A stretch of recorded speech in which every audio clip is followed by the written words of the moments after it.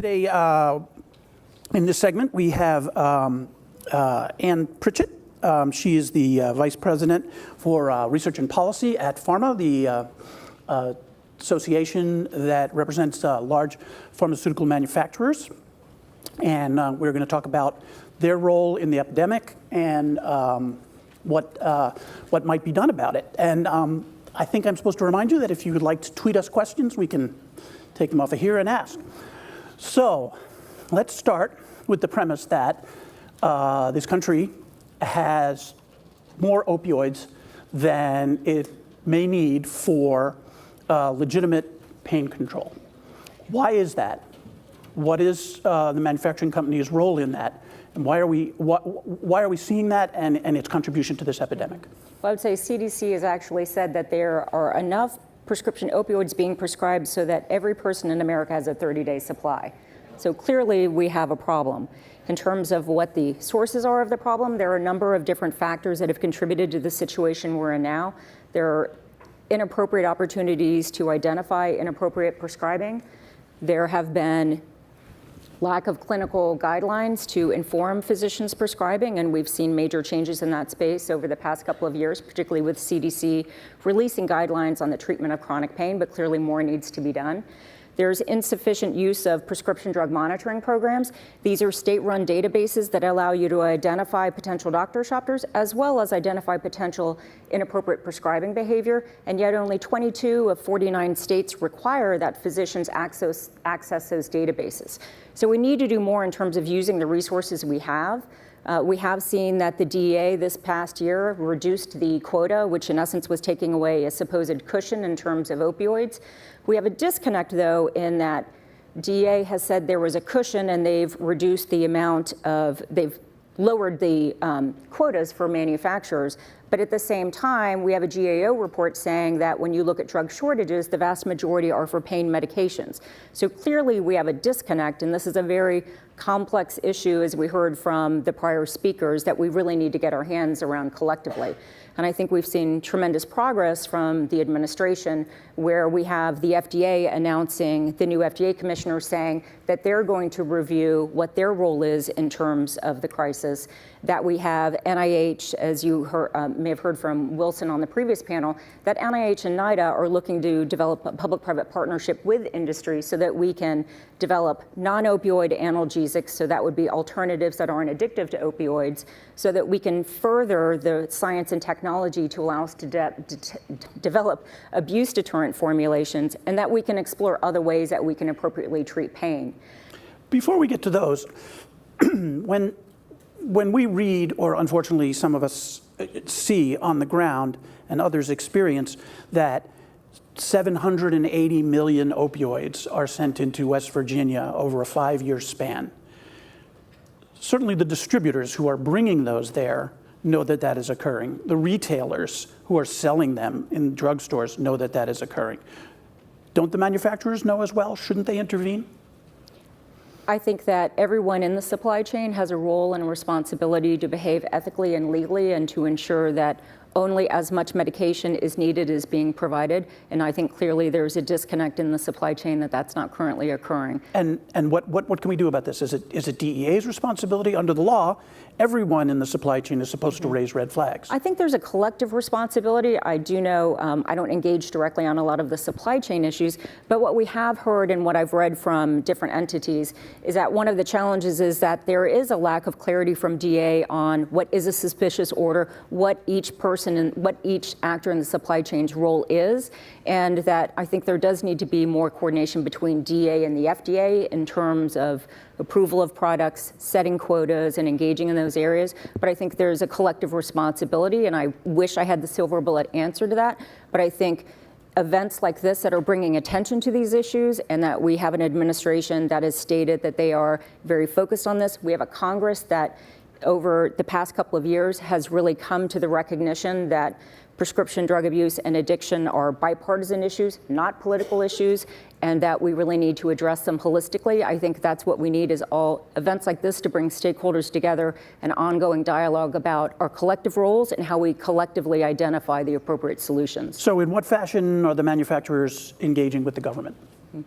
So I would say that a number of our companies have been engaging with NIH in the discussions about public-private partnerships in terms of developing medication alternatives, furthering abuse-deterrent formulations, that we have been actively engaged with the federal government in terms of supporting the efforts of the FDA to look at things like should there be mandatory education for prescribers for pain and addiction, and I would say that's something we feel very strongly about. We know it's not popular among some provider groups, but the FDA requires as a risk mitigation strategy for the approval of long-acting and extended-release opioids that companies fund continuing medical education to provide training for providers on how to appropriately prescribe opioids. Yet what we've seen from the FDA is that unfortunately they weren't able to meet their goal of 80,000 prescribers taking that training over a 2-year period. Right. So for us, we think it is critically important that there be a focus on, unfortunately, while no one likes mandates, the reality is prescribers need better education about the treatment of pain and about addiction. Studies have found that medical schools only spend a handful of hours on how to treat pain as well as how to treat addiction. That's a huge gap in our system. And our view is very strongly that that physicians need the education needed to determine when it's appropriate to prescribe an opioid, when it isn't, and that when they are prescribing one, they are relying on clinical guidelines to inform at what dosage and for how long, and whether there are alternatives. And I would say one of the other areas where we've been engaged in is educating. I would say one of the challenges in this area is that a lot of people think they have this misconception that because it's a prescription medicine, it's somehow safer than something like heroin, which is not accurate. So we all need to do a collectively better job of educating the public about the dangers in this space, and we need to discourage people from sharing their medications. It's very disturbing when the National Household Survey on Drug Use and Health finds that of about half of those that use opioids non-medically, they obtain them from a family member or friend. So we are engaged in efforts to educate that patients should take their medications as directed. If they have questions, they need to have that discussion with their provider, and that they need to safely secure their medicines and appropriately dispose of their medicines. And certainly sharing medications is not appropriate. Okay, so let's talk about the medications themselves, those pills. Abuse-deterrent pills or other forms. It's been tried. It hasn't been hugely successful. Is it possible? Can you make the medications unusable by abusers? So I would say before I came to PhRMA, I spent almost 8 years in the White House Drug Policy Office, more on the illegal drug side. And what we found is that kind of those that want to do ill will are always kind of one step ahead of the game. And I do want to correct something. A lot of people think that if it's an abuse-deterrent formulation, that means it can't be abused at all. That's not accurate. It means that there is less potential for abuse, and there are a variety of forms of abuse deterrents. And the FDA recognizes that the science and technology continues to evolve in this space. And that's one of the reasons why the FDA requires post-approval research on these medications, so that we're continuing to collect real-world evidence to assess how well these medications are working and their level of abuse deterrence. And that's one of the areas that the NIH public-private partnership is intended to focus on, is how do we develop better abuse deterrent technologies? Are there opportunities in terms of developing non-opioid analgesics? What can we learn about biomarkers so that we can more appropriately target medications? Because pain is not one size fits all. Addiction isn't one size fits all. There's a lot more that needs to be done. But abuse deterrent formulations, we believe, are one part of the toolkit. So they should be in the toolkit. They are partly successful, even though, as you said, the folks who are going to abuse always seem to find some way into them. Now, maybe you could tell folks two things: what a non-opioid analgesic is, and I don't want to load you up, but the possibility for using opioids that kill pain but don't provide the euphoric effect. So I'll just give you a sense of kind of what's in the pipeline. So there are about 40 abuse deterrent formulations in the pipeline right now, about 40 different medications to treat addiction, and that includes a number of those are opioid reversal agents, which we know is an area where people are looking for convenient delivery forms, given the number of first responders is greatly expanding in that area. And then one of the areas is non-opioid analgesics. And in essence, this is looking at alternative medications where they don't have the potential for addiction. And there are about 30 medications in that space in development. And I would say that one of the biggest challenges in all of these areas is that when you look at the opioids that are on the market, about 96% of those are generic, and none of those generics have abuse-deterrent formulations. So only about 2% of the market is abuse-deterrent formulations, and then the other 2% is branded opioids. Sorry, why wouldn't generics have an abuse-deterrent Well, the FDA just recently finalized their guidance in that area, so we are hopeful that there will be generics entering the market in that space. I would say one of the challenges is there's a lot of scientific and regulatory uncertainty as you're developing abuse-deterrent formulations. The FDA doesn't kind of have a black and white of here's the criteria you have to meet to be approved as being an abuse-deterrent formulation, so that's one of the challenges. But we also have a disconnect in terms of when you look at the commercial coverage policies for these products. So what you generally see is that the generics that you generally see that abuse-deterrent formulations are tier 3, tier 4. So in other words, you're failing first on everything else, and there's not kind of a calculation that from the insurer perspective that we need to be considering the potential for abuse and prioritizing that. The FDA has said that it's a key priority for them to approve abuse-deterrent formulations, yet we have a disconnect when it comes to coverage and payment policies of the value of these medicines. And again, they're only one tool in the toolkit, but an important one. But I want to make sure I understand, 96% of the drugs, the opioids that folks take routinely, daily, legally, do not have any kind of abuse deterrent. Correct, and they're generic. So if a kid takes one out of my medicine cabinet, there's nothing there that would keep him from crushing it and snorting it or cooking it up and injecting it. Correct, and that's one reason why we think it's so important to increase our prescriber education, and we support mandatory education on a continuing basis because we're developing new abuse-deterrent formulations. As I mentioned, we're going to have new non-opioid analgesics coming onto the market, but prescribers need to know what the new developments are in terms of what medicines are coming, what the risks and benefits of new medications are. They also need to know what the current learnings are about the treatment of pain, the potential for addiction.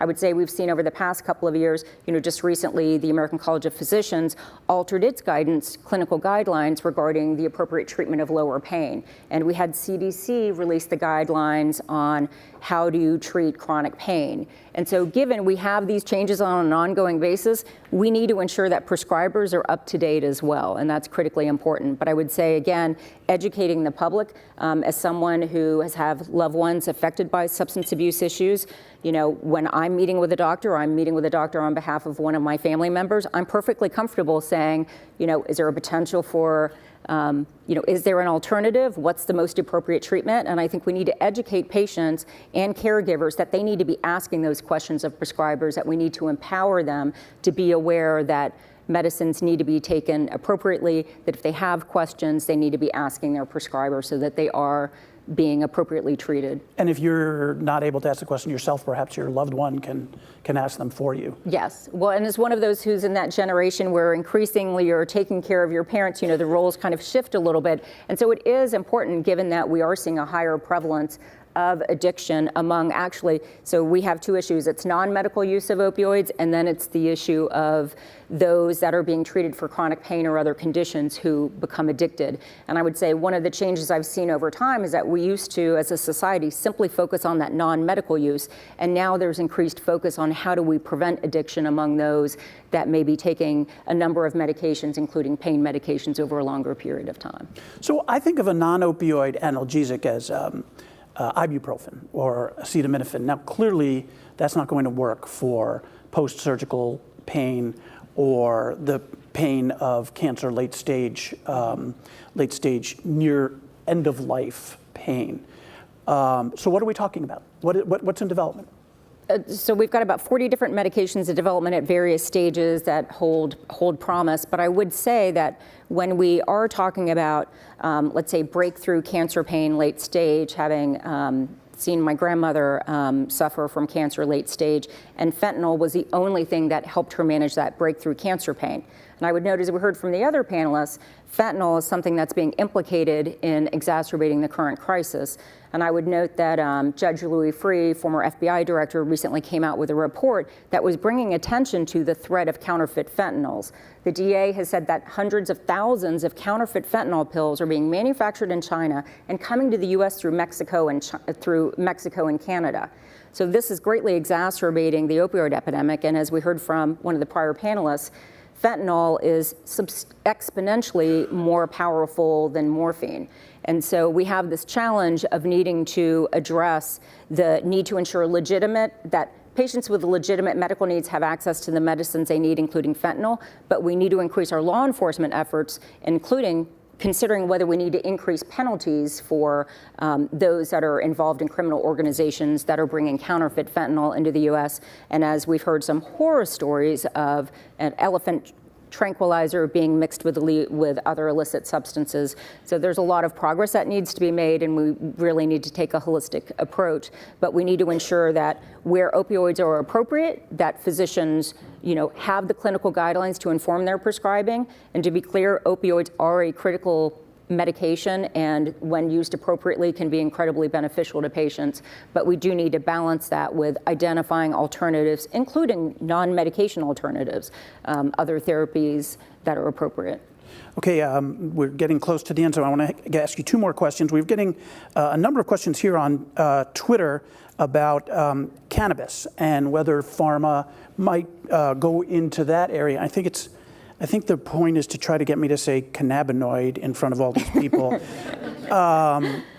So if I got that right, is PhRMA willing to go in that direction? So as you know, there are some medical cannabinoid products available. We've looked at the pipeline, and I think I want to say it's a half dozen products that are in the pipeline that are in that space.